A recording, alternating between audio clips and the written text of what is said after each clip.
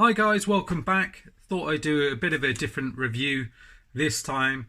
I went to Tesco's the other day and they had these reduced, so I picked these up and thought we'd take a look at them. They're from the new toy line and well, fairly new anyway.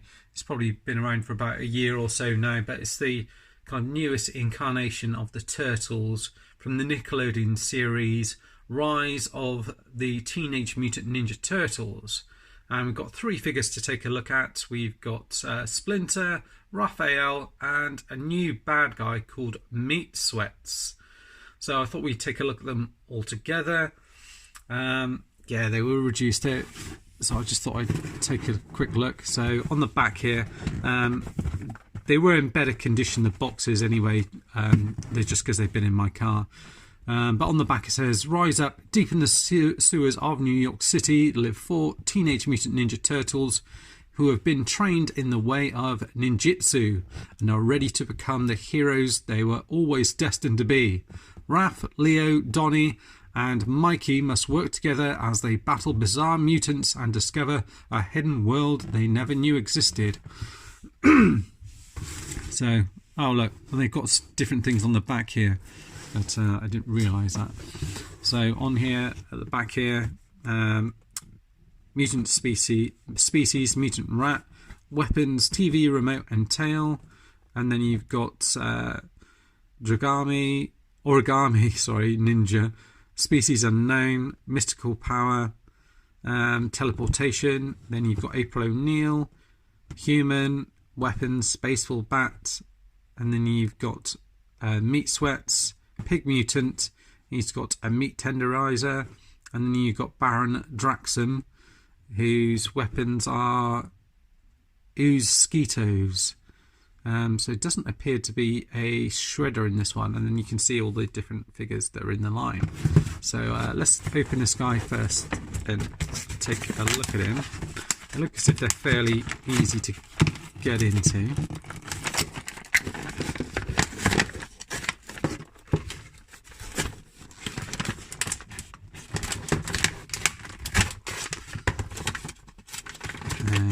You've got, what have you got here?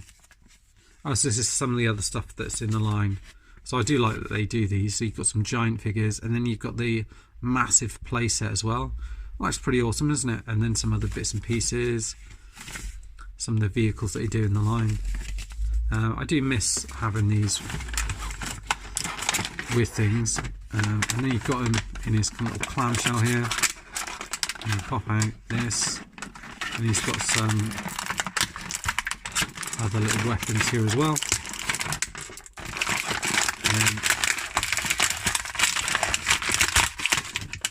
It's in there, so let's get that out. Move that out of the way. So he's got a little bit of plastic just tied around him here, so you can get that out of the way. And yeah, he's quite a stocky looking Splinter, so they've done something a bit different with him. Does the tail move? No, that looks as if it's... Hang on a second, I might have to pause this.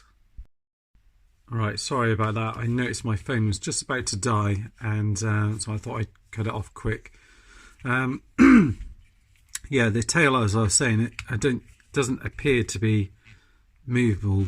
It looks as if it's glued into place. The legs are, surprisingly, but there isn't a great deal of movement. On one side it's restricted because the tail's in the way, on the other side you can get more forward and back. Looks as if they've got holes there for you know, maybe if you like play sets and stuff like that, where you can put the feet down potentially. The head, he does move a little from side to side. It's quite well painted. This is kind of soft plastic here, all around here. Or is this just hard plastic here, but it matches quite well. And you've got paint, brown paint added here. These little designs here is all painted on, as are the kind of cuffs around here. The legs and the arms, I think, are just done in plastic, but the face is painted in around his kind of facial hair, his nose and everything else like that. So you've done him a bit tubbier than you would normally see him. So he comes with these couple of kind of nunchucks things, and he can hold them in his hands absolutely fine.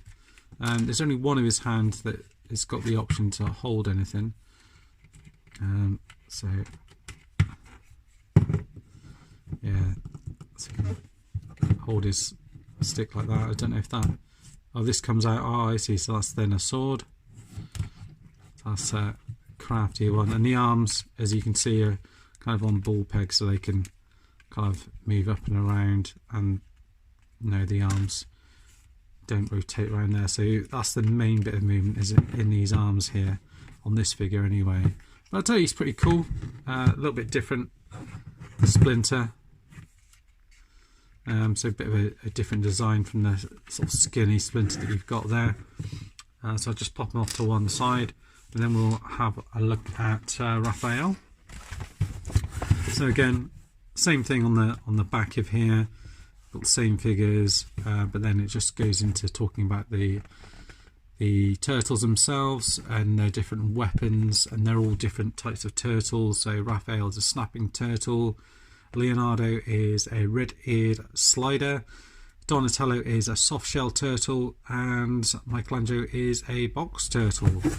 And in this series as well, they've done the thing where Raphael is the leader of the group rather than Leonardo, so they've had a bit of a changeover in that respect also. So that's slightly different from before. And then you can see he's got a fair few weapons and things with him. So he's got this bit here, which is the same. And you open this bit up here, and it's got two bits you can open up. These look as if they go on his fists. Again, he's got these bits here rather than the sword. It's kind of like the wooden sort of battens, I think. And he's got a couple of these here as well. So we've now got 4 in total. And then let's try and get the figure out.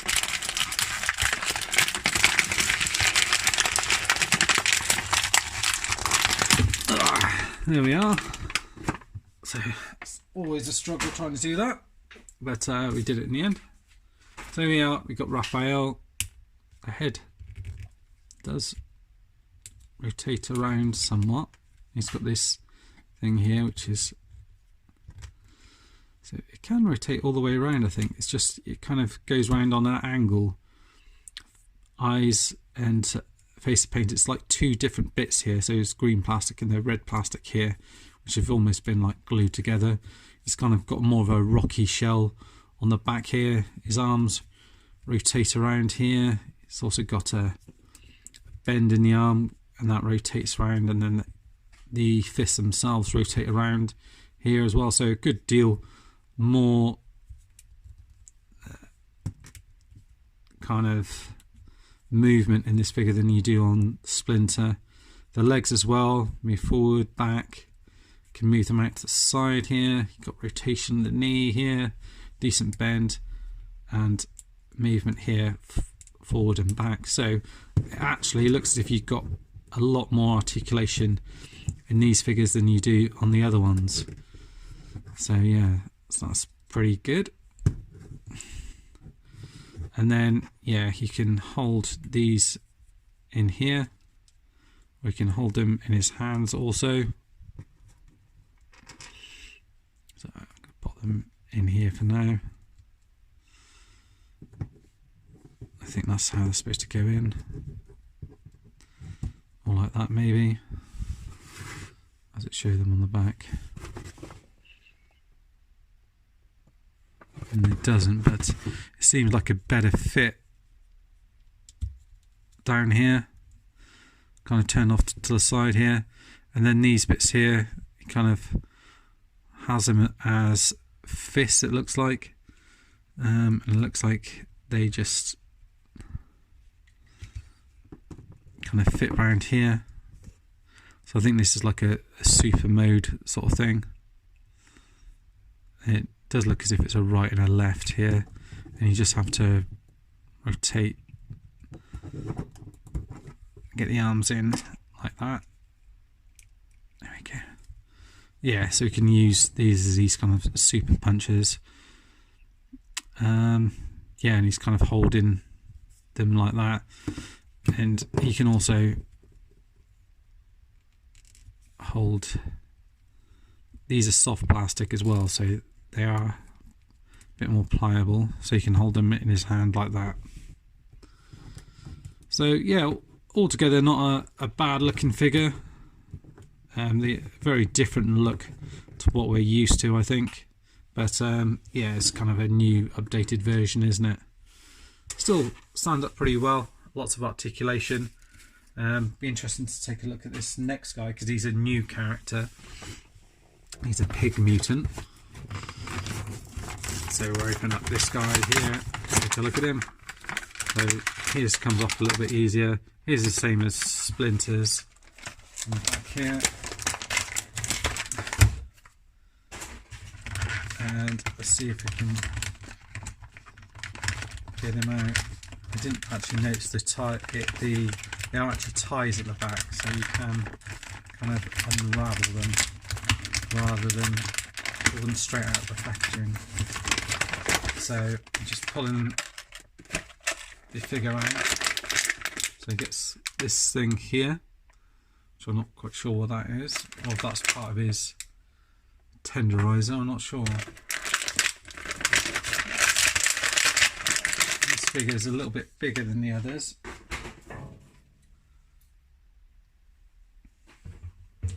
So here he is. See, he's not that much bigger, but he is quite a bit fatter than the rest. His head rotates from side to side.